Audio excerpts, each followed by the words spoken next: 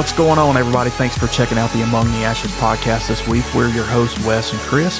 Before we jump into tonight's episode, we want to take just a minute and say thank you to each and every one of you guys that's been following along on the journey so far. It really does mean a lot to Chris and I. If you guys are checking us out on YouTube, if you don't mind, hit that like button, hit the subscribe button, leave us a comment. We do want to hear from you guys and get some feedback on the show. But when you're done there, we ask that you jump over to one of these platforms as well. Spotify, Apple Podcasts, iHeartRadio, Amazon Music, or Audible, and hit the follow button there. That is true podcast platform. You don't get the video, but you do get the audio, and you can download an episode for whenever you don't have a chance to sit in front of a computer and watch us. It'll give you an opportunity for you guys to listen along. Also, if you don't mind, share it with your friends. Let everybody you know tune into the Among the Ashes podcast every Thursday, 9 a.m. Also, if you would like to be a part of the show or you have a show idea, shoot us an email at amongtheashes@yahoo.com, or you can shoot us a direct message on Facebook, TikTok, or Instagram, all searchable by Among the Ashes podcast. So with all that being said, let's jump into tonight's episode. On tonight's episode, we're going to be bringing in Jason Cannon. Jason is a small group leader and a Sunday school teacher at our church. Just an all-around good dude, man. He's kind of quiet, but he always has good things to say. I sat in his Sunday school class one time and left feeling encouraged, left feeling like I knew something about the Bible that I didn't know before, especially in a time in my life when I was just going through a dark place, man. The things he said in that class really spoke to me that day. But he's going to jump into telling us about his life and how he grew up, where he grew up, the things he's been through as a teenager, and how he came to Christ, and then the mistakes he's made since becoming a Christian, and how he's learned that small groups is a great way for people to build relationships. If you're not in a small group, ladies, young people, men, I encourage you within your church to get into one. If your church doesn't have them, I encourage you to start one. Jason's really going to hit on the importance of what it's like to have people there that you can confide in, you can trust in, you can believe in, and those same people having your back during your walk with Christ. So with that being said, go grab you a drink, grab you a snack, maybe a notebook, take some notes, sit down and relax, and let's get into building relationship with Jason Cannon. What's going on, everybody? Welcome to the Among the Ashes podcast. I'm your host, Wes. Chris and Marcus are off tonight, but we are here with Jason Cannon. So we're going to dive into a little bit of men's ministry and a little bit about his life and find out about Jason and just what all he's doing at our church. I know he hosts a men's group. He teaches a Sunday school class, which is phenomenal. I've only been once, but it was. I tell James all the time when I see him, I like it. It's pretty. He's a good teacher. So either way, as a Sunday school teacher or fill-in Sunday school teacher, I feel very inadequate sitting next to you. No. So yeah, that being said, man, how you doing? I'm doing good. I appreciate you inviting me on to have a conversation. Yeah, man, I'm excited about it. We need more men willing to have conversation. Yeah. In my opinion. Yeah. There's a big. It's just lacking, and you know, it's not to just dive straight into it, but the whole generation rub some dirt on it and suck it up, sissy. You know, I'm not saying that there's not something to be said with that, but we also need to be in touch with our emotions. Connection is important. I mean, Yeah. I've gone many a year just, white knuckling it and just, doing it myself. Yeah. And we're not designed that way. Yeah. Jesus didn't set it up that way. That's he had right. his three That's right. that he did deeper things with, and we need those guys around us as well to be fruitful. Yeah. And to not feel like we're on an island by ourselves. I agree with that. Jordan Peterson, and I said this on the live the other night, says, who Jordan Peterson is? Mm-hmm. So he says men should be capable of violence, but know when to hold and when to fold, basically. Know when to be violent and when not to be. Yeah. And when you get that down, you don't ever have to be violent. Yeah. Does that make sense? Yeah. So either way, we'll talk more about that in a few minutes. But yeah, so you walked straight into a bat in my house. Yeah, that was when I got the heart rate up real quick. My heart rate's still up. Yeah. But we were sitting, I was in the bed about 10 o'clock last night, and I hear Kirsten start, Mama, and she's in the shower, and she comes running in the bedroom. She's like, there's a bat in the house. I was like, no freaking bat in the house. It's probably, if anything, it's a bird, I go in there, and sure enough, her boyfriend's sitting there, and he's like, it's a bat, Mr. West. I thought I was crazy, but it's a bat. Yeah. So we chased it around like we did tonight for about 10 or 15 minutes. And I had the doors open, and I saw it go into the dining area.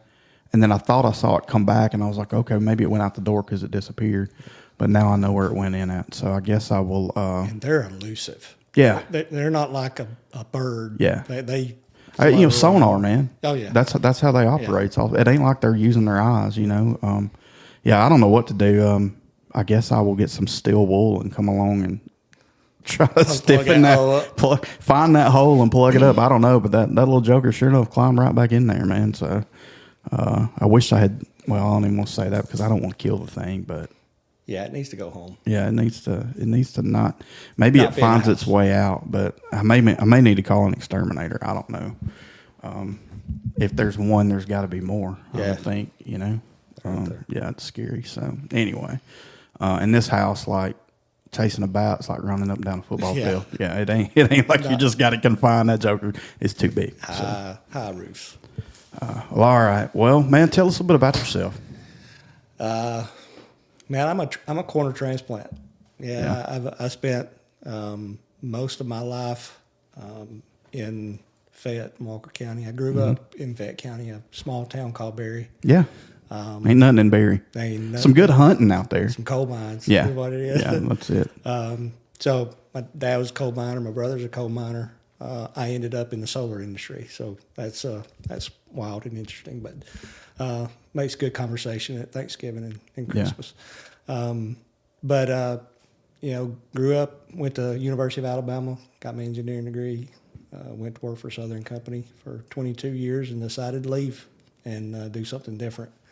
I got a beautiful wife of almost 23 years. She is definitely the better half of our situation. She is. I've seen her. Yeah, she's jam up. Yeah, you married way up. So did I. I know. I exactly know what you're talking about. Yeah, out kicked your coverage. Out kick. Yeah, and I know when to shut up. That's right. So that's right. And then got two handsome young men. One's a freshman at Wallace State and a senior at Corner High School.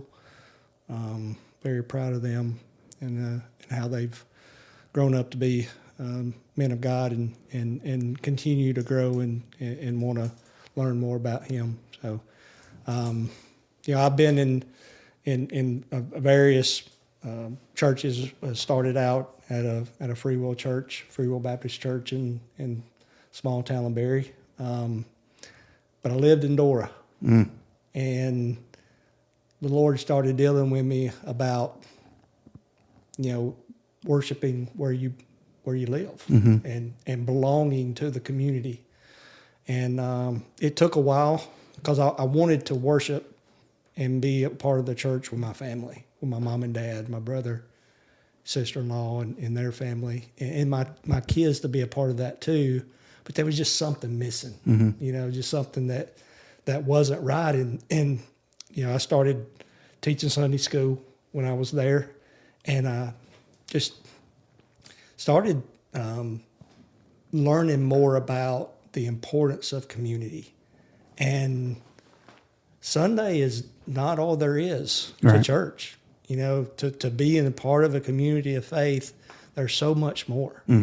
And so long story short, we ended up leaving, and there was a lot of tears and wailing and hugs, and still love those people. That is my home church. So we ended up going to a church in Graysville, still not Dora, right? But I went to a place that was comfortable. One of my tendencies is to always find the comfortable route, and I can't tell you how many times, Wes, God has slapped me across the face. So that is not what I have intended for you, son. And there was some troubling times there. I fit in, but not everybody fit in. And it just wasn't where God wanted me to be. And I still wasn't in the community that I lived. Right. At the time, we lived in Dora, and we got plugged into baseball at the park, Corner Park. Tremendous. Yeah. I would call it a ministry. Do. Yeah, it's amazing what the park does. Yeah. And even the people who was running it at the time were really strong in the community, in the faith community as well, and we just got plugged into it. I tell a lot of people this.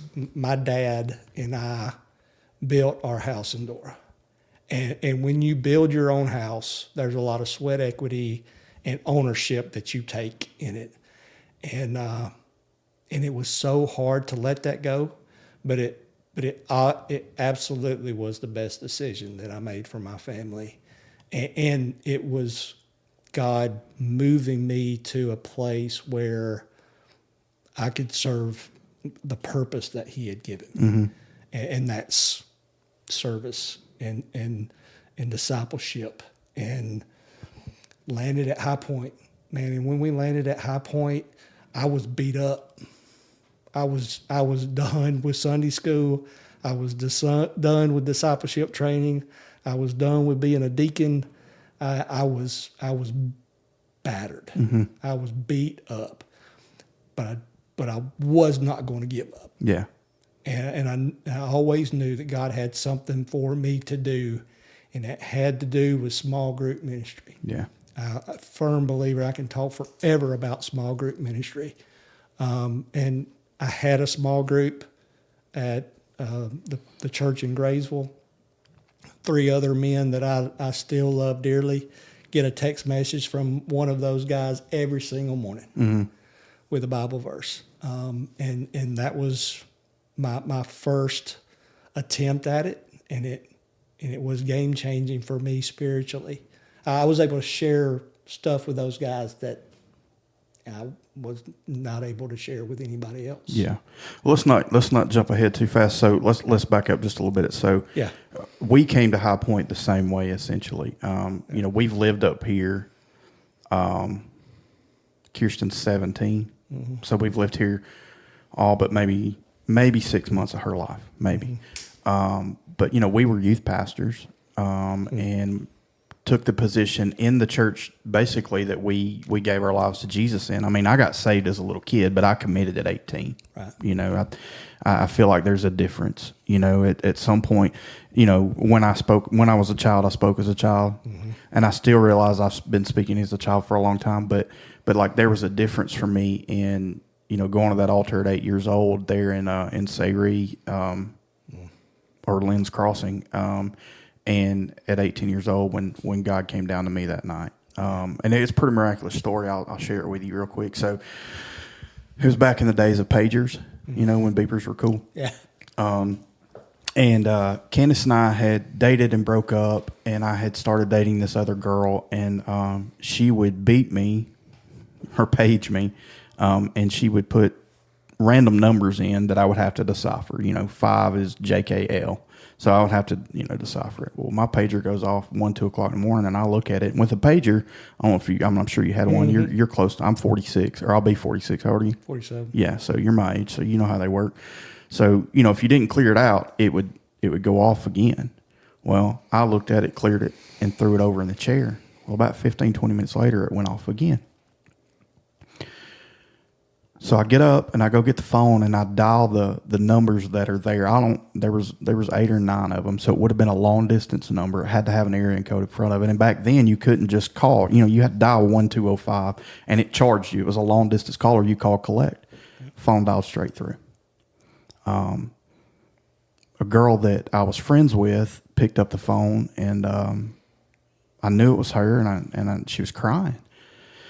And I knew she had been dating this guy, and they had had some issues or whatever. And first thing goes to my mind is he's hurt her in some sort of way or whatever, and I'm trying to find out what's going on. Well, long story short, she said, I got to pray for you. And I was like, you ain't got to pray for me.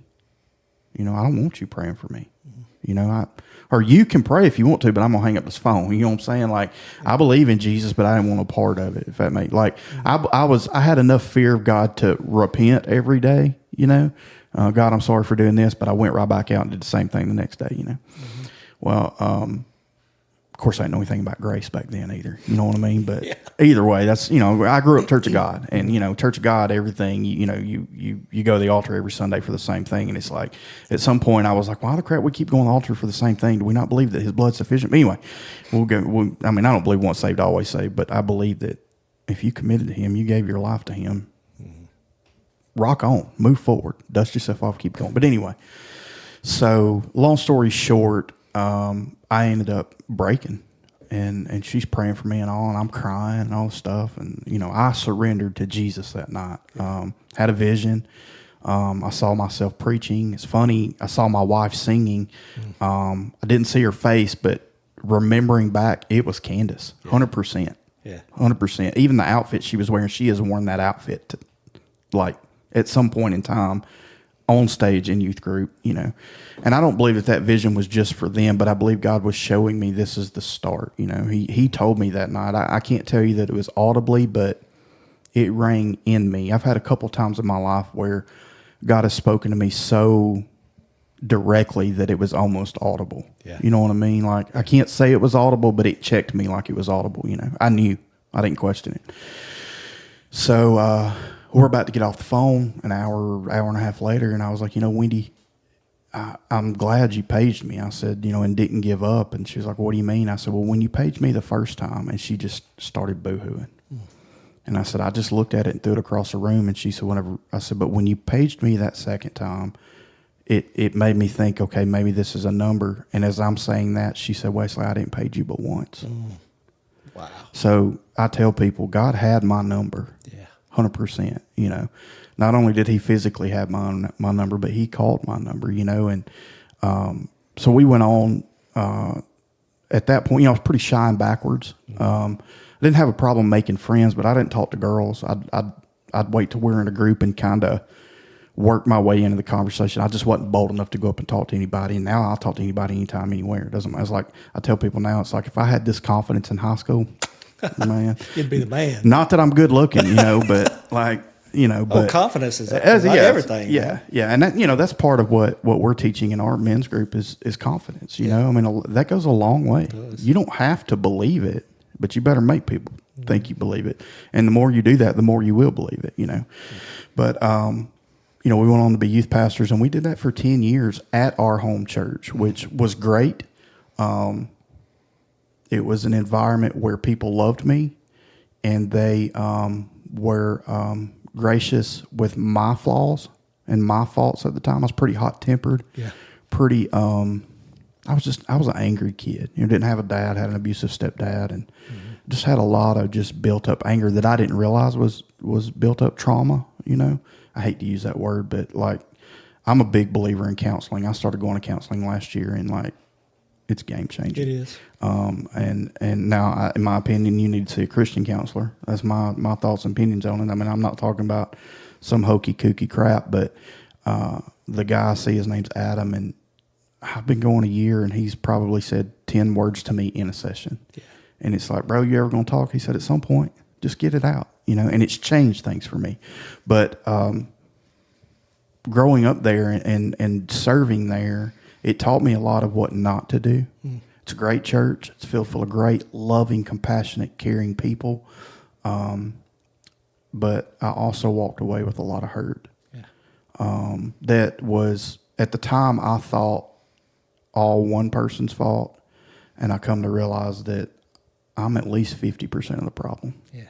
No matter what. But was not handled right on either side. We were both in our emotions. And so when we got to High Point, we left there, and we left Dilworth, and we came to High Point. We were going to visit around, and we never left. Yeah. I say we. I've been to church 100 times in 13 years. Everybody knows me, but I don't know them. Yeah. You know what I'm saying? Yeah. And I feel bad for that, but I know God. So my whole journey, and this is not about me, but my whole journey the last 13, 14 years has been God win. And it's, well, when you come out of it, it's all I've heard him say, when you come out of it, you'll understand. And it's like, well, when am I coming out of it? And the thing I didn't realize is, number one, God sent me to the desert. I believe he did. I believe he sent me to isolate myself, because I told Candace, I told her, I said, I want to take a break. Not necessarily from church, but I don't want to do any kind of ministry for at least a month. I just want some time to, I don't want to go to church on Sunday nights. I don't want to go to church on Wednesday. We can get up and go Sunday morning. I just want to take some time, because my life had been church 365. I'd get there at 9. Sometimes I'd leave at lunch. Sometimes I'd leave at 10 o'clock at night, or I'd be at schools doing whatever, and I love student ministry. Like, that's my heart to this day. Like, if God told me to go back into it, I would 100% go back into it. But we get to High Point, and I'm sure you can imagine what it's like at that point. How long have y'all been going to High Point?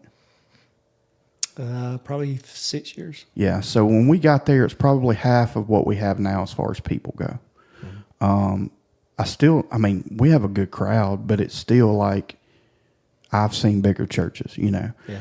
So at that point, there was definitely, and I think it's this way now, there's definitely key people within our body now, but there's a lot more key people than there were then. Yeah. And just like any other church, when you have a minister come into your church, I'm sure, Joey's never said this to me, but I'm sure your ears perk up a little bit. He knew who I was. I knew who he was just through youth student ministry. Mm-hmm. But we didn't know each other.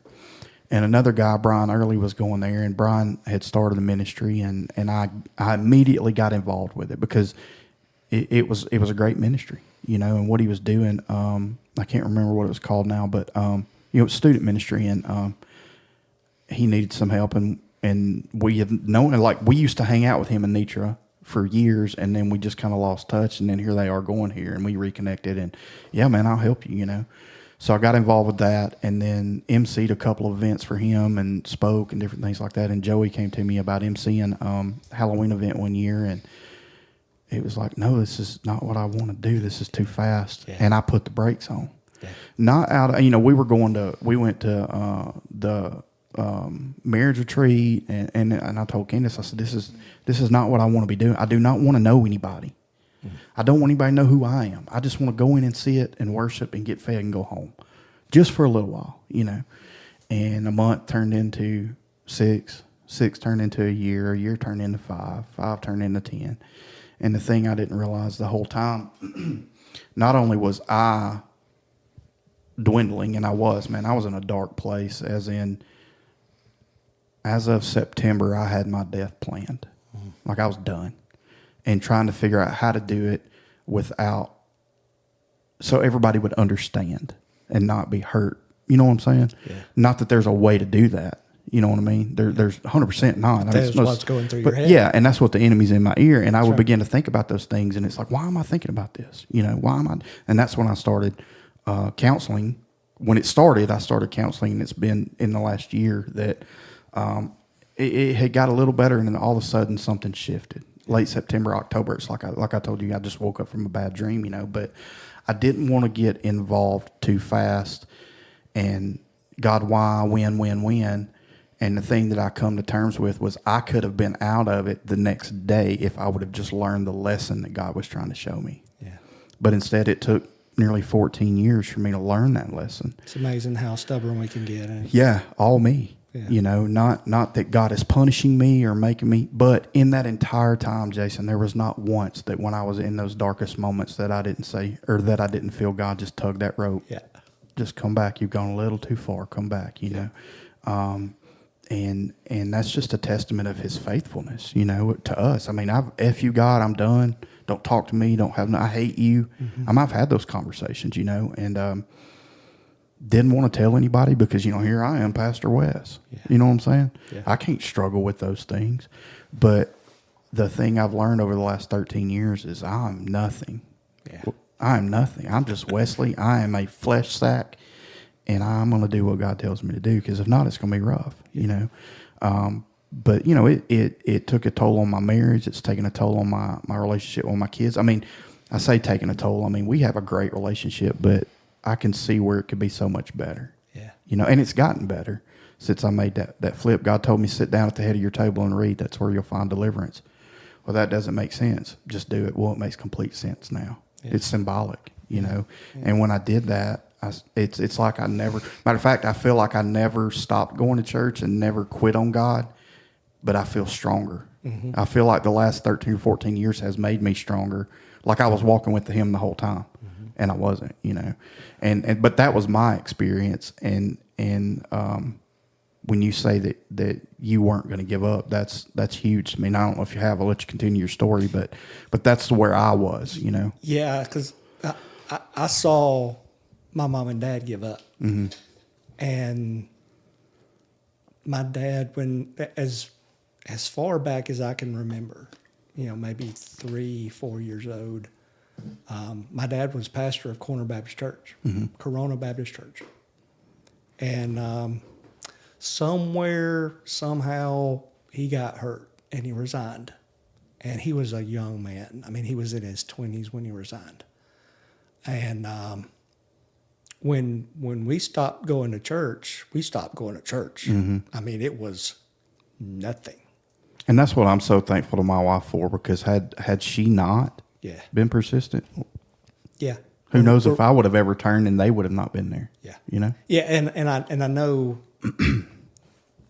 God is faithful, and He had His hand on the entire family, and but from the time I was 7-8 years old till I got saved when I was 20, there was no talk of God. I mean, I grew up in the South. I knew we're privileged. Yeah. But as far as being at church weekly, it just wasn't there. But but because of God's sovereignty, my brother was dating this Bozeman girl, and they were all the time going to church. And so he started when he was a teenager, got saved, and man, he was on fire for God, just doing all kind of things. And I rejected it, man. I was bitter. I was mad. I was don't talk to me about it. Leave me alone. Let me do my thing. And once I become a teenager, 16, 17 years old, I did the teenager things, and I got into a lot of mess. But there was a day when I had come home and I was sick from being drunk, and got to talking to Dad and Josh, my brother, and I said something. We got talking about God and God coming back, and I think Josh was saying that tomorrow could be it. And I said, no, man. I mean, tomorrow's going to come. And he said, Jason, you don't know that. And that was the tenor of the conversation. And he said, Jason, you're going to bust hell wide open one of these days. You keep on doing what you're doing, you're going to bust hell wide open. And I remember that to this day. As long as God gives me my memory, I will remember that, because that was a kick in the teeth that I needed. And that was God telling me to wake up. Not too long after that, I had a dream, a vivid dream, where I missed it.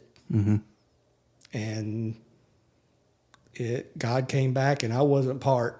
It's a bad feeling when you wake up from that too. And I woke up, and it wasn't too long after that in one of those services where the Spirit was moving, and just God just dealing with me. I had a 6-pack of beer in my truck in a toolbox Sunday morning at church from the night before, and I gave my life to Christ, and I went outside and threw those beers as far as I could throw them. Right. I mean, it was just a something that God had done, supernatural change in my life, changed the people I've hung out with, the vocabulary that I had. That was just this impact that I had. But even after that, I mean, I would lead songs, I would participate in things, but I never really got into the studying of God's Word until I started teaching, until I become a deacon, and I really dug into the Word. And that's when I started seeing, hey, I need God has something different for me, Right. and it's not here, 45 minutes away from where I live. Well, what was so funny for me was I had a rule when I first got saved. We started going to church. Candace and I got married. The rule in my house is if you slept at my house Saturday night, you went to church. And there were times her sister was going to Auburn and she would come home and she'd come stay with us. And she wasn't in church. She is now. Her husband's a worship pastor up in Huntsville or in Madison. And well, if you're staying here, you're going to church tomorrow. And she would go home. Yeah. And then I stopped that rule myself. You know what I mean? And it's, I guess everybody has to go through something, some sort of turning point, some sort of change. But I thought that I had experienced that at 18, and who knows, at 67, I may experience another awakening, but it's like Joey talked 2 Sundays ago, like the quickening, Romans 6:11. Like I feel that way. Not only do I feel that way about myself, like that word was revelation to me, but I'm seeing that all around, especially among men. And I know, with Marcus and I and Chris taking the show in this direction, and starting our small group, like that intensity has and maybe it's yellow car syndrome. When you see a yellow car, then you see all kinds of yellow cars. But everywhere I go or everything and I'm not researching, like if I look up men's ministry stuff, it's right here in the studio when I'm studying or doing, like I don't look at it on my phone much, because I know how that works. And I want to be inspired by God, but dang if it ain't just popping up everywhere, So it's either God putting it before me or God putting it before me because that's what he's doing, and that's, I don't think it's just for me is what I'm saying. Yeah. And in order for the community that we live in to go through a transformational change in our country, our state, the church is going to start with us men. Yeah. And we've got to be serious about being first the men that he called us to be in our homes, and also the disciple makers that he's called us to be. We've got to start taking that seriously. So let me ask you a question, and this is the question that God has posed to me and Marcus and Chris. We know that society has labeled men a certain thing. So we started asking the question, what does it mean to be a man? What does that mean to you? Take God out of the equation. What does being a man mean to you? Oh gosh. I don't know how I can take God out of the equation, because it starts with the first Adam. It's a hard question, isn't it? I mean, if I have a biblical worldview, I start with Adam. So the first man. Yeah. So the other two parts of that question, while you're thinking on that, what does it mean to be a man versus what does it mean to be a godly man? Yeah. And then how do you achieve that? Yeah. I don't think that you can be a man without being a godly man. Yeah. So part of being a man is, I mentioned Adam. Adam was given a purpose. Adam was given a responsibility to be fruitful and multiply and tend to Eden. That's where, that is the place that God placed him. Now, go and do the work. And whether you're a godly man or a man, that is your purpose in life. That's right. That is why God created you, and in doing so, you glorify him. So in studying that again, going back and reading the creation of Adam, and when it gets to him creating Eve, you see that, they go through the temptation, and Eve brings Adam the fruit. And when God comes to the garden that day, he doesn't say, hey, Adam, Eve, where are y'all at? Adam. Where are you? Where are you? And then, of course, Adam says, well, we hid because we were naked. And God says, well, how do you know you're naked? That's right. And what did the first thing Adam do? Well, the woman told me. That's right. He automatically sold her deflected. He never answered the question. He never accepted responsibility. He didn't take responsibility for it. And then the female followed him and said, well, the serpent did it to me. She didn't take responsibility either. No. And then when we begin to see the curses that God puts on, is obviously we are to work the ground and receive from it. Yeah. One of the curses for the woman not only is childbirth, but for the man to rule over her. Sure. And therefore creates the dilemma. Naturally, women are going to fight against men. Mm-hmm. And again, people that are listening, I'm not trying to put women down, but I think it's kind of funny how in the last 50, 60 years, the feminine movement has gone from serving her husband. You know what I mean? From serving men to being in charge, and men have allowed it. A classic Jezebel Ahab situation, which to me means we're getting closer to Christ's coming. That's right. You know, it's an intentional devolution of the family. Yeah. So that's funny you say that. I say it all the time. I don't put it as eloquently as you do, but that's Satan's goal. Is to ultimately, if he can get rid of the family, he can destroy man. Yeah. And in my opinion, he hates man because we can do something he can't do. We can create. Yeah. You know, we can create life. He can't do that. That's right. Not only that, but we took what was his when God created Adam. He gave it all to Adam. Yeah. So Satan's, obviously coming against us, but to be a godly man, you have to look at the second Adam. Mm-hmm. And the example that Jesus provided. And by second Adam, you're talking Jesus, for those of you who don't understand. And the example that he set while he walked on earth. Yeah. And not that we will ever attain the level of Jesus, but we have a pattern in order to be a godly man, we got to be like Paul talked about in the second chapter of Ephesians or Philippians. It is to be a servant, mm-hmm.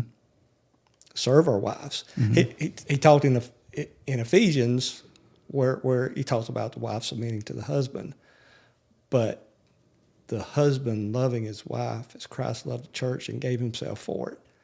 And it goes back to what we was talking about earlier about Abraham and Sarah. If there's more Abrahams, there'd be more Sarahs. If there's more godly men leading their homes and leading them in a spiritual manner, there would be more women that would be willing to submit themselves to them. And that is, gosh, that's so controversial, but it's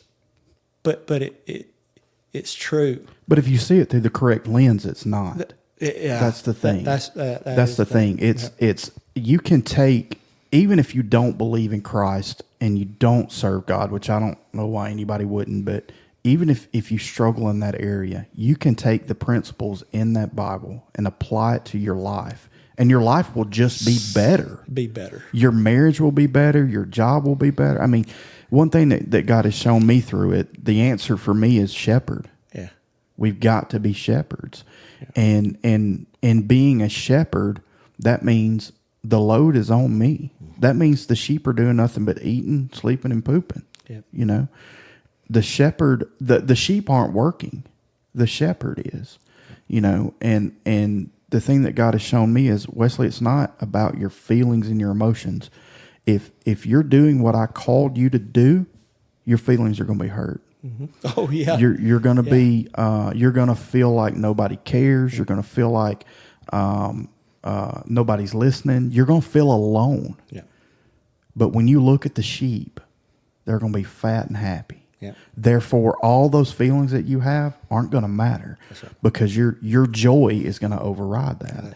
And the Lord took me to the fruits of the Spirit, Galatians 5. And when He told me to sit down, that's where I sat down at. And that's where I started reading. And Mike wanted me to teach Sunday school, so I was like, well, this is where we'll start. And hey, what are y'all? We're thinking about the flesh and the spirit. Well, holy crap, that's what I'm reading. Mm-hmm. So, okay, God. But the thing I come to realize is we get so hung up on our gifts. I can be the most talented shepherd in the world, but if I don't love them sheep, it ain't going to matter. That's right. If I'm not compassionate when one of them's sick and just let it die, it's not going to matter. That's right. And the only way I can do that is by putting forth effort. Mm-hmm. If I want an apple, I can go buy it. or I can plant a tree and have it for a lifetime. Might take a little longer, but I won't be focused on the length of time because I'm focused on taking care of that tree. Yeah. And getting what I need out of it, you know, and that to me is how you achieve becoming a godly man is by putting in the work. That's right. Putting in the effort, and then we get into the gifts, and I get to chapter 13, and I've never thought about that being part of the gifts. Love is part of the gifts. Yeah. It's in the same book. It's right under all the spiritual gifts. Not that they're not important. But if you don't love people, you can't operate in any of those other gifts. Yeah. Well, I speak in tongues, but you cut them down. You cut people down too. Yeah. You know. And Paul said, after all of these gifts, he said, "But I'll show you a more excellent way." And then he started talking about love. If there's no love, if there's no compassion, if there's no true intention of people being better, like my wife and my kids, the people that are in my sphere of influence, God has put them in my life for a reason. Mm-hmm. And that's the way that I see, that's the way I go through life. That's the way I go through my job is God has placed people in my area to be a shepherd, to love and to look out for their best interest, and their best interest physically, spiritually, emotionally, mentally. I think that's what it means to be a godly man. Is it's not about me. Yeah. It's never been about me. Yeah. But what God has put in my sphere of influence, that's what it's about. Well, I think where we get hung up though is when we say it's not about me, we think nobody cares. Mm-hmm. You know? Yeah. And you know, there's plenty of videos floating around, you know, if you were going through something, who would you tell? Nobody. I'm a man. I don't tell nobody nothing. Yeah. We've got to get rid of that mentality. And that's another part of this that God showed me or is showing me. I've got to get it right in my home. Mm-hmm. And then what I need to do is I need to surround myself with some brothers. That way when I'm taking care of my sheep and I'm having to fight the wolves, I don't have to worry about what's behind me because they're standing there willing to fight. They're not fighting my battle. They're just keeping something from sneaking up on me. Yeah. So I'm developing my family. I'm developing a relationship with men and developing theirs. In turn, they're developing their families because we're working off of one another. Right. Then we take it to the church. And the church is, in my 46 years of living on this planet, and 36 of those going to church, we'll say probably closer to 40 of those. Well, probably my whole life, really. If I'm being honest, I've gone to church my whole life. But we allow women to do everything in the church. Let me back up. We make women do everything in the church. Mm-hmm. Not that women aren't excellent at taking care of the church. They absolutely are. They do a phenomenal job. But the thing God showed me is, or I feel like, and I'm trying to get away from God told me. I'm trying to say I feel like God told me because I'm really convicted right now about all these ministers that's saying God said. Yeah. Who are you to speak for God? Yeah. You know, anyway, that's a whole nother topic. But I feel like God is showing me that we need to take that same model, work it out in our homes, work it out amongst our circle, and then take that to the church. Well, Sally, I know that you teach Sunday school. You teach the kids every single week, week in and week out. Do you not get tired? Do you ever get to go into church? So I'll tell you what, give me your lesson, and I'll learn it. And at any point in time that you're not here, you ain't got to call me. You ain't got to let me know. I will be standing here, and at time, if you're not here, I'll do it. Mm-hmm. You do what you want to do. If the men in the church did that instead of being parking lot attendants and door greeters, mm-hmm. you know, and you got some men that do, but most in my lifetime and in me serving the church, men hang out in the foyer and talk. Yeah. You know, now I don't see that as much at High Point. Yeah. But I think it's because Joey gets people plugged in. He does. You know, yeah. And most churches don't. It's on the pastor and what few leaders he has and the women. Yeah. And to me, the women should only do anything in the church if they want to do it. You know, mm-hmm. Not that they don't have purpose, not that God doesn't have a plan for them, but they shouldn't have to do it because we force them to by our lack of not doing. Does that make sense? It does. And then from there, you take it to your community and do the same thing. Yeah. And eventually what you're going to see is it growing and spreading and changing. Now, that may be that's a broad stroke of a brush there. How do you do that? And is that the right thing? But that's the way I'm seeing it. If I can do it in my home, I can do it in the church. I can do it out in the world. And that's discipleship to me. Yeah. You know, growing men, not that women don't need to grow, but women will grow if we're growing. That's right. It goes hand in hand. Yeah. Yeah. And and I'm not trying to say that men are better than women, but there is an order to things. And there's a lot of women out there that, I mean, my wife, very powerful in her company, and I'm thankful she is. It affords us a lot of things, you know. I'm not saying that a man couldn't do it better. Maybe he could, but God's placed her in that. So by placing her in that, in her role in the home, I know she's smarter than me, and I do let her make a lot of decisions, but she doesn't make a decision without me. Yeah. It's very rare. I very rarely say no because I trust her. It goes hand in hand. Right. But the times I have said no, okay. Yeah. Okay.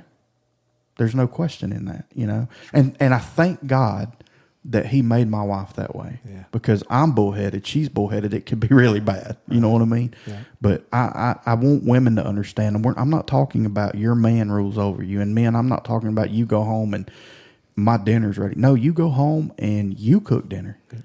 You bathe the kids. You read them stories and help them with their homework. You put them to bed. Let your wife sit on the couch and eat bonbons and watch TV if she wants to.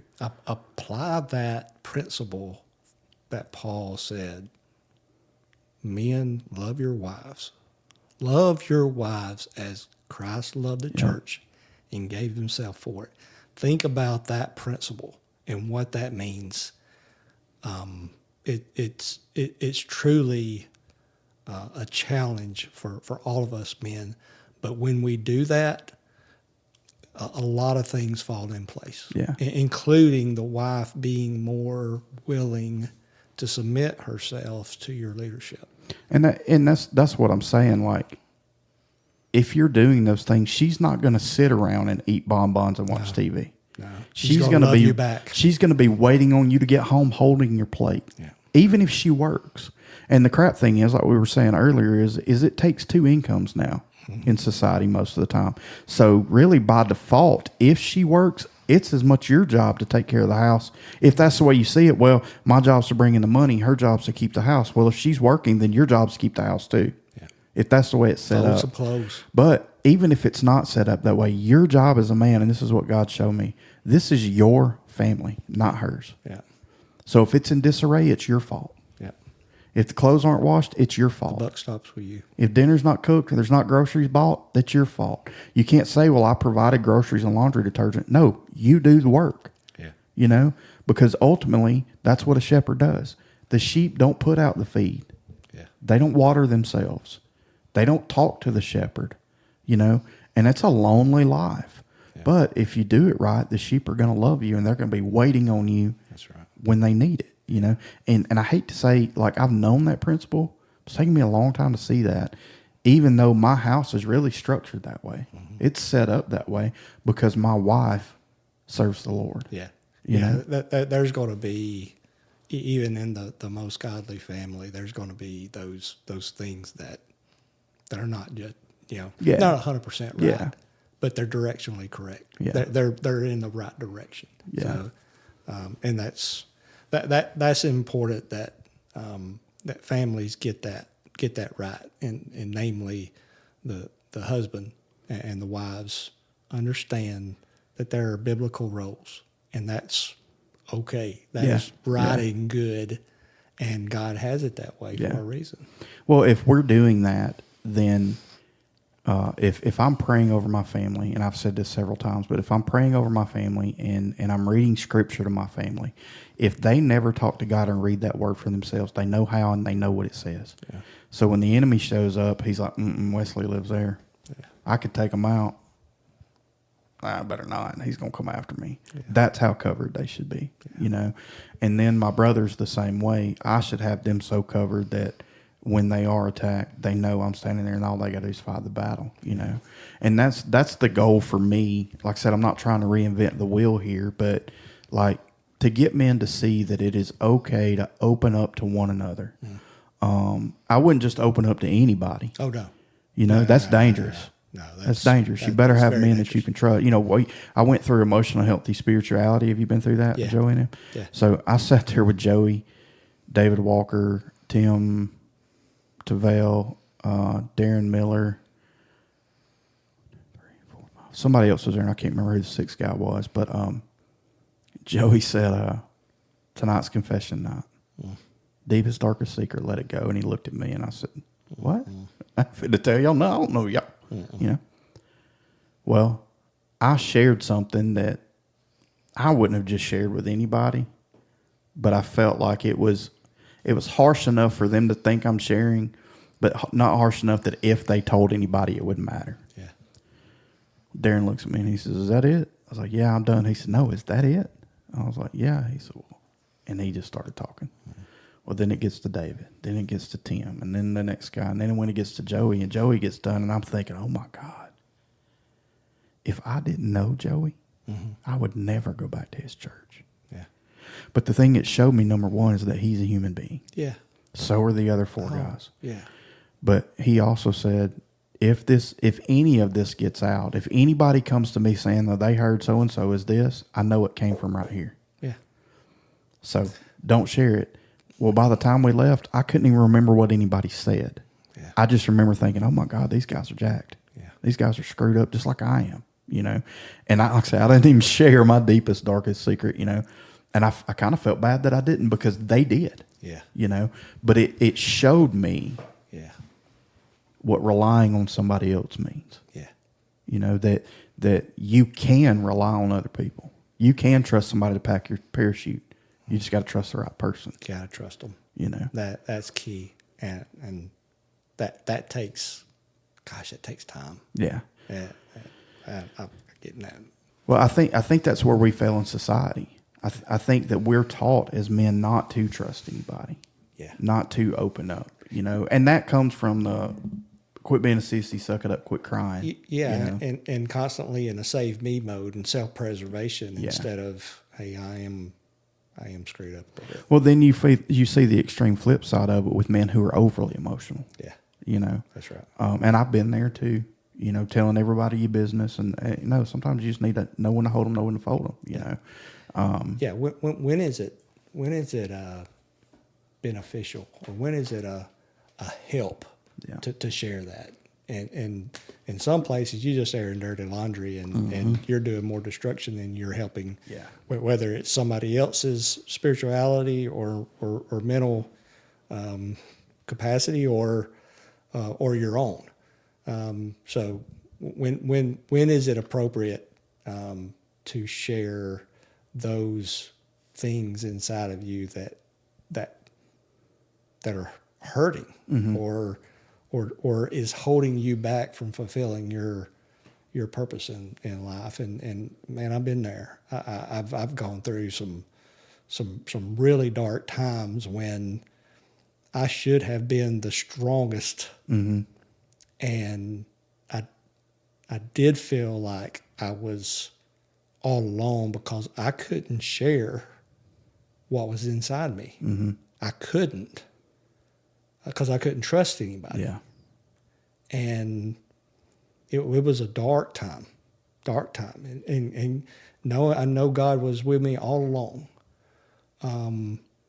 But it was one of those valleys that I had to go through. And that's when I went through some counseling, and it helped me. Yeah. It helped me to see the things that I went through early in my life and how they manifested themselves when I was an adult.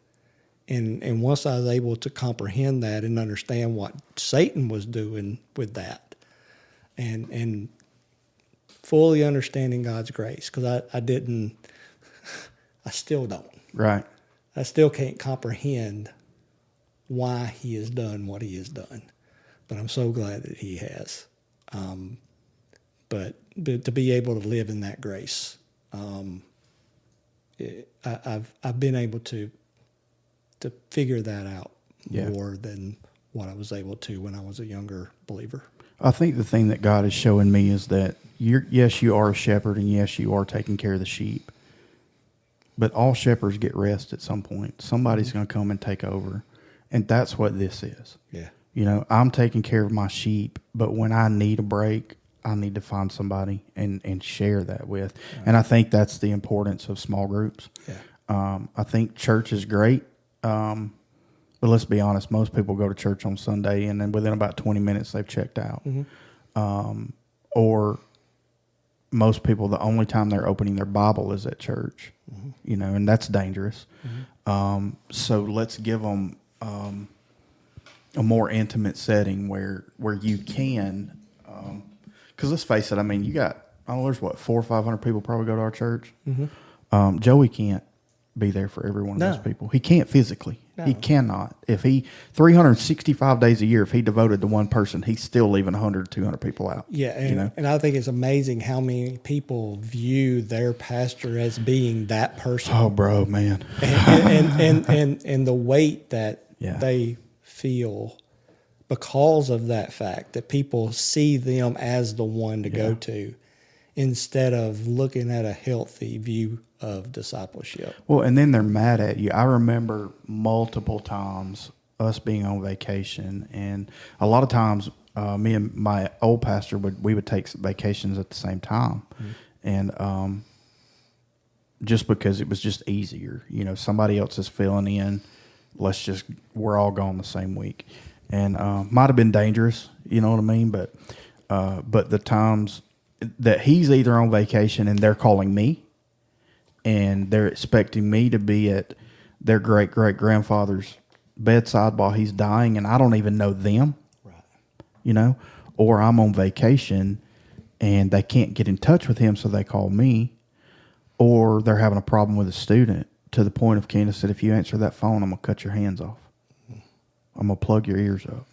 I stood on the beach in Savannah, Georgia at Tybee Island one day for 2.5 hours while my kids are playing in the ocean and Candace is dealing with them, pacing back and forth, talking to a parent about a student.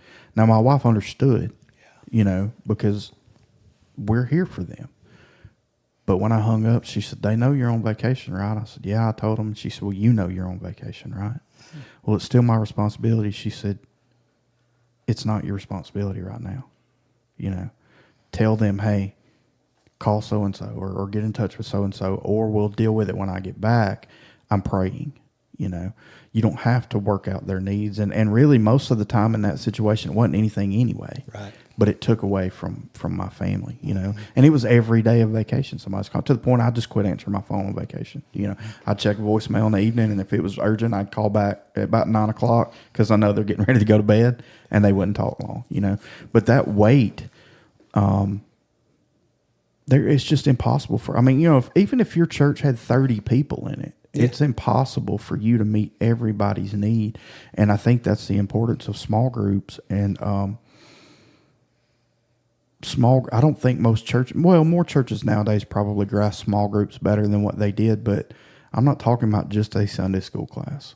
No. I'm talking about a separate time that you meet. If it's Sunday night or whatever, it's beneficial. And those groups don't need to get so big that you can't be beneficial in taking care of their needs either. But they've got to understand that they're there to take care of yours too. It's not just a one-way street.